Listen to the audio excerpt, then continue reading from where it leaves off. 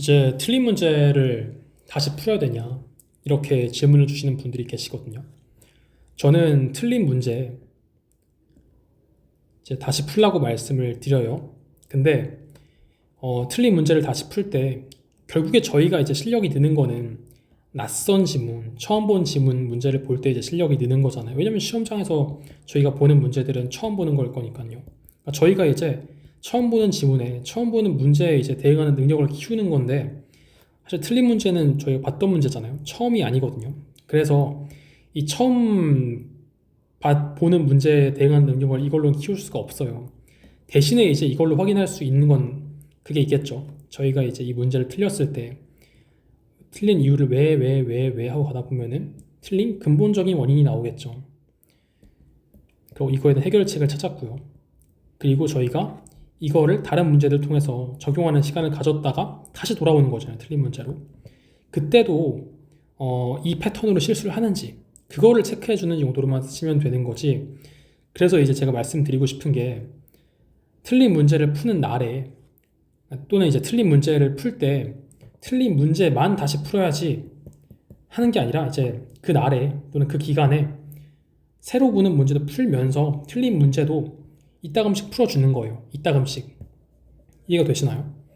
그래서 제가 약간 좀 우려가 되는 게, 틀린 문제를 다시 풀려고 하면은 이렇게 그 새로운 문제를 안 풀고 틀린 문제만 계속 볼 것 같아가지고 약간 좀 걱정이 되더라고요.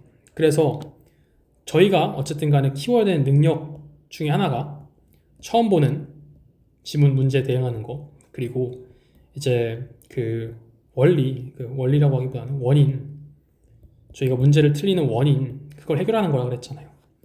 처음 보는 거는 처음 보는 문제로 해결을 해야죠. 원인은 처음 보는 문제로 해결할 수 있고요. 틀린 문제 이미 이걸로도 해결할 수가 있어요. 그래서 틀린 문제만 보는 게 아니라 틀린 문제도 보고 처음 보는 것도 보고 처음 보는 것도 보고 해가지고 하시라는 거죠. 그래서 그렇게 해주시면 되고, 지문이 기억나요? 문제가 기억나요? 어떻게 해요? 이렇게 말씀을 하시는데, 지문은 기억나고 문제 기억나도 다시 풀면은 틀리는 경우도 꽤 많아요. 그래서 그런 것들은 더 유의를 해야 되는 거겠죠. 그래서 그 틀린 문제라고 하더라도 저는 다시 풀어보는 걸 추천드리는데, 만약에 틀린 문제를 다시 풀 시간이 없다 라고 하면 저는 굳이 안 풀어도 된다고 생각을 합니다. 요즘 같은 경우에는 이제 그 기화펜, 전 안 써봐서 모르겠는데 기화펜도 있다고 하니까 이렇게 해서 틀린 문제 해볼 수 있겠죠.